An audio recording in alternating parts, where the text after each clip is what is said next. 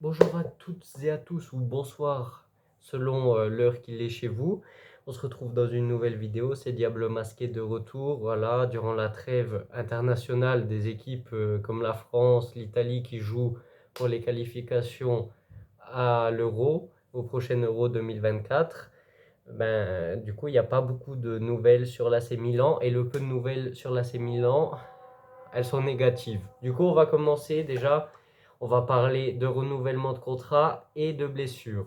Premièrement, renouvellement de contrat, on parle d'un gros joueur de l'AC Milan, on parle de Mike Maignan, le gardien qui est arrivé de Lille, aurait son contrat qui s'arrêterait en 2027, du coup il resterait 3-4 ans encore de contrat, mais les journalistes commencent déjà à en parler. Euh, Déjà, parce que pour faire le buzz, déjà. Et de deux, parce qu'il n'y a rien à dire durant les trêves internationales. Du coup, ils visent toujours un club, c'est l'AC Milan. Ils ne savent pas de qui parler. Hop, on dit une mauvaise nouvelle sur l'AC Milan. De toute façon, il n'y a personne qui dit rien. Du coup, Mike Maignan aurait demandé entre 8 et 10 millions d'euros. D'un côté, je me dis, ce genre de joueur se mérite des salaires comme ça. L'AC Milan devrait augmenter son plafond de salaire parce que Milan aurait un salaire un plafond de 5,5 millions d'euros. C'est le salaire qu'ils ont donné à Leao.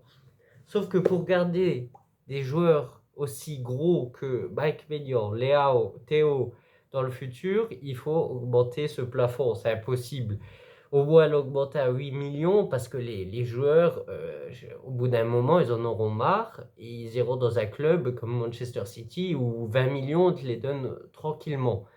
Donc moi, ça me fait peur. Après, il reste du temps, il reste de la marge de manœuvre, mais est-ce que l'AC Milan a la capacité de payer un tel salaire pour Mike Maignan? Moi, je serais déçu de voir partir Mike Maignan. En plus, dans la dernière interview, ils l'ont interviewé.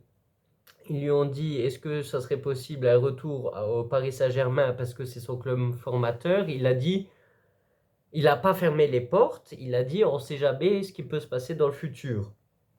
Après, je préfère un mec honnête comme ça qu'un autre mec comme Donnarumma qui se fout de notre gueule, qui dit ouais je resterai toute ma vie à l'AC Milan, je veux devenir un grand joueur de l'AC Milan, je veux gagner la Ligue des Champions avec l'AC Milan. Et l'année où on retourne en Ligue des Champions, le mec il se barre au PSG pour d'autres objectifs personnels, c'est-à-dire gagner des trophées, gagner la Ligue des Champions. Oui, ben bravo, bravo. La saison dernière, en huitième de finale, le PSG se sont fait éliminer et Milan en demi-finale. Donc nous, AC Milan, on était plus proche de gagner la Ligue des Champions que Donnarumma et son équipe. Ça, c'est complètement débile. Après, c'est son choix, voilà. Son choix, c'est l'argent. C'était son choix. Mike Maignan, au moins, il a été honnête. Il nous a pas vendu du rêve. Il n'a pas dit je vais rester pour toute la vie pour l'AC Milan. Voilà. Mais même, de toute façon, on a appris de nos erreurs. Et c'est comme ça. Donc à voir comment Milan va manœuvrer pour réussir à renouveler ce contrat qui sera vraiment très attendu.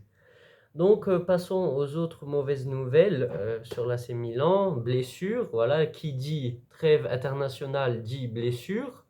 Giroud s'est été blessé à la cheville, mais ça devrait aller pour le derby. Théo, il ne peut pas jouer le prochain match contre l'Allemagne. Oui, contre l'Allemagne en match amical avec la France. J'espère qu'il sera de retour pour le derby.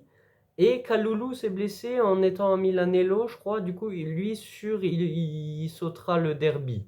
Du coup, c'est une catastrophe parce que moi, euh, suite au double carton jaune de Tomori, il ne pourra pas jouer le derby contre l'Inter, le prochain match.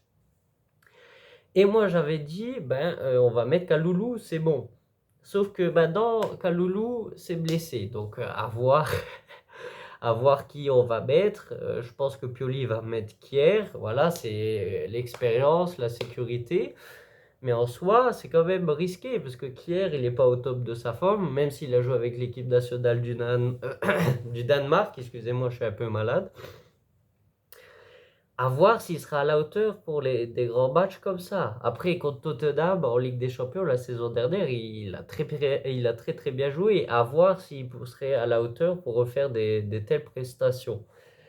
Donc voilà. Est-ce qu'il y a d'autres nouveautés? Ben, la formation, parce que le derby c'est bientôt. Voilà, je suis pressé de revoir l'AC Milan jouer, surtout que l'équipe nationale d'Italie, enfin, c'est une honte, c'est une honte. Dites-moi si ça vous intéresse de regarder les matchs de l'équipe nationale de l'Italie, et je vous ferai des vidéos réactions aussi de l'équipe nationale. Donc la formation serait Mike Maignan en but, Calabria à droite, Thiers, Thio, Théo Hernandez normalement, Krunic, Reinders, Loftus-Cheek, Giroud normalement, sinon Pioli ferait jouer Okafor, à droite Pulisic et à gauche Leao, en espérant que personne se blesse d'ici là. Et j'espère ne pas porter malheur. Bon, sur ce, on se retrouve dans une prochaine vidéo. Forza Milan. Forza Milan.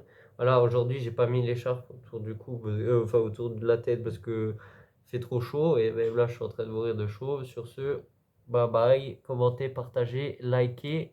On se retrouve dans une prochaine vidéo en espérant qu'on gagne le derby.